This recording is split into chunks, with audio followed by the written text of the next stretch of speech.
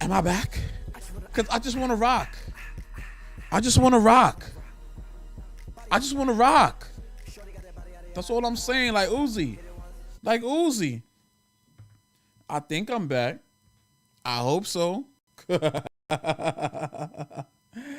I hope so. I hope so.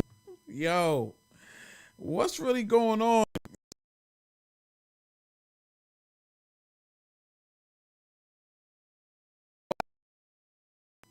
I got a question. Why they hating on me? I ain't did nothing to him. I ain't did nothing to him. I ain't did nothing to him. Why? I'm connected. All right. Skip frames detected. I don't know if I gotta get a update to Streamlabs or something, because when I was using Twitch Studio, it wasn't like this. It was not like this. So we're gonna figure this out. We gonna figure it out. Maybe let me do a live. Let me do some live troubleshooting. You heard? All right. I think we good. I think we're good. If the background goes off, it goes off. I'm tired of clicking and multitasking. I want to talk. I want to talk about the Knicks. I want to talk about the state of the New York Knicks. Like, what is going on? It's the trade season, right? We are right at the cusp of the trade deadline. And one of the important things is to state what we at. We either buyers or we sellers. And depending on the day, I'm a buyer. And depending on the day, I'm a seller. And some days I just want to collect the best players possible. And some days, Fournier, get him out of here. Cam Reddish, he not playing, get him out of here. Derrick Rose, if you want to be in a better situation, get him out of here. We're not trading Obi, we're not trading IQ. Y'all want to trade Randall and get like 4 picks?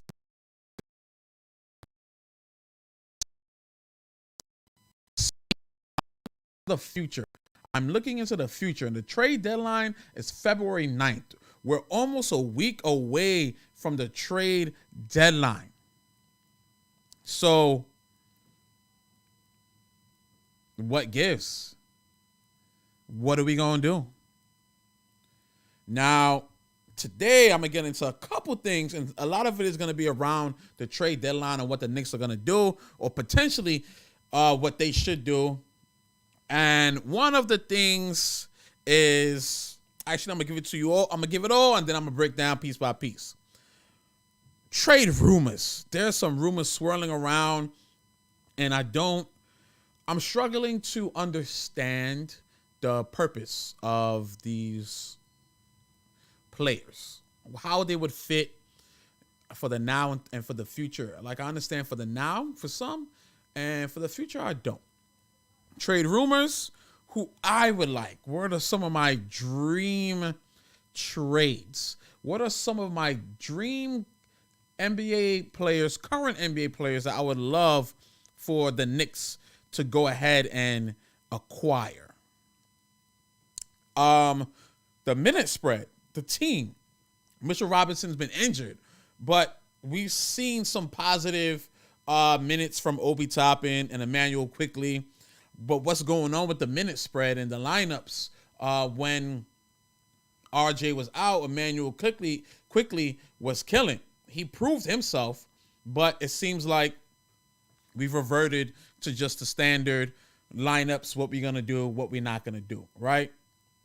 And something to that lineup. And calling the next couple of games, we got the Lakers, the Heat, the Clippers, and the Sixers in the upcoming week. And, of course, player of the week, bum of the week. Lots to get into, but I'm going to spend a chunk of it talking about these trades, and I gotta close my eyes. I gotta envision. I gotta envision. I gotta see into the future. I gotta see into the future of what this team is gonna do. But what I think they're gonna do and what I want them to do are two different things. I think the Knicks are gonna do something stupid and trade away draft picks for a player, and going to trade away draft picks for a player that you can probably find a similar archetype in an upcoming draft, especially this draft, which is deep with players. And the Knicks have multiple picks, including their own, the Dallas pick, the protected Wizards pick, and the Detroit Pistons pick, which I believe is also protected. But I want them to keep those picks. I don't want them to trade any picks at all. But if you do, don't get fleeced. Don't get fleeced. And I was in a Twitter space yesterday talking about the Knicks. And the hot topic is OG Anunoby. Toronto Raptors, they got Pascal Siakam, Scotty Barnes, Fred VanVleet, OG Anunoby, Gary Trent. They got pieces. And what the Raptors are experiencing is similar to what the Knicks are experiencing. They got pieces, and they might be a piece or two away from stepping it up a level or two levels. But who as a free agent is going to go to Toronto? You got to draft, and you got to make trades. You got to build your team that way. The way they won a championship was through a trade. They traded for Kawhi Leonard and the draft. They drafted DeMar DeRozan, and they traded a player who they drafted for a better player, and they won a championship. And the players on their team were mostly all drafted, right? The Knicks were not a player away from a championship, so there's no need to do a move right now. There's no need to trade away multiple draft picks like you hear what's being rumored, 2-3 draft picks for OG Anunoby plus a couple players. That's a move you make for a guy when you're a move away from a championship, or at least competing for a championship. That's not a move you make for a guy and you still need to make another move. You don't trade 3 draft picks and Fournier and Obi Toppin.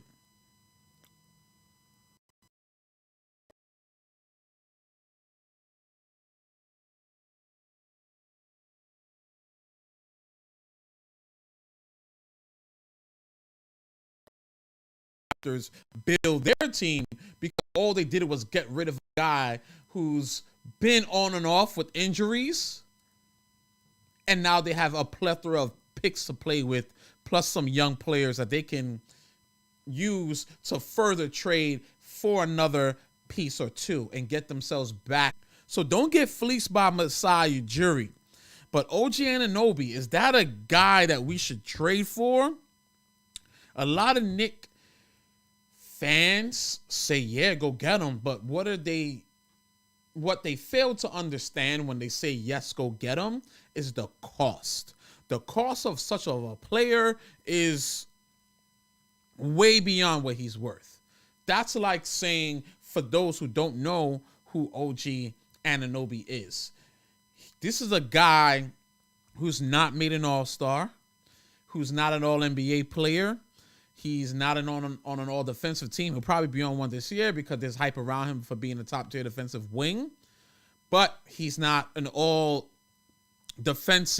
guy at this point, and he's not in the MVP race. He's not in the Defensive Player of the Year race. He's not in any of these things. He is a quality player.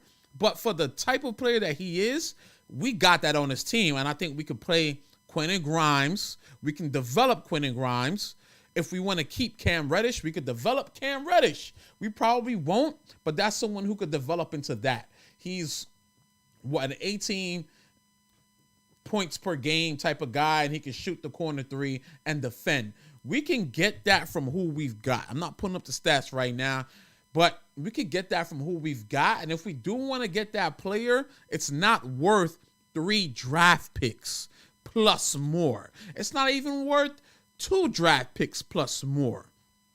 It may not even be worth 1 first-round draft pick plus. If you tell me you want to give me OG Anunoby and I have to give you Cam Reddish and Evan Fournier, I'm making that trade. If I have to give you Obi Toppin and Fournier, I'm making that trade. I don't want to see Obi Toppin go, but based on how the team is structured, I will make that trade. And now we have a defensive lineup with OG Anunoby, Quentin Grimes, Mitchell Robinson, and Emmanuel Quickly. Great. And we could plug in Brunson or Randall or Barrett for the offense and glue that lineup together. I can see that. But am I giving you 3 first-round draft picks? Hell no. Maybe I'll give you one of the protected draft picks. Maybe I'll give you the protected draft pick from the Wizards, which just continues to roll over. That could become something crazy in a couple of years. You never know. Those draft picks that continue to roll over are scary because they can become an all-star. They could become a piece to get you to a conference championship and maybe even a finals. For example, the Knicks, who traded a protected pick that rolled over into Jamal Murray. You got to be careful with those protected picks that roll over because they can become something. And you have to think of the future and not the present. Which is why I'm no on the OG Anunoby trade unless it's an even 1-to-1 trade without giving up draft picks. If you want a couple second-round picks, if you want like 3 second-round picks and 2 guys that we're not even using or can benefit from being on a different team to save their career, like Cam Reddish and Obi, go right ahead.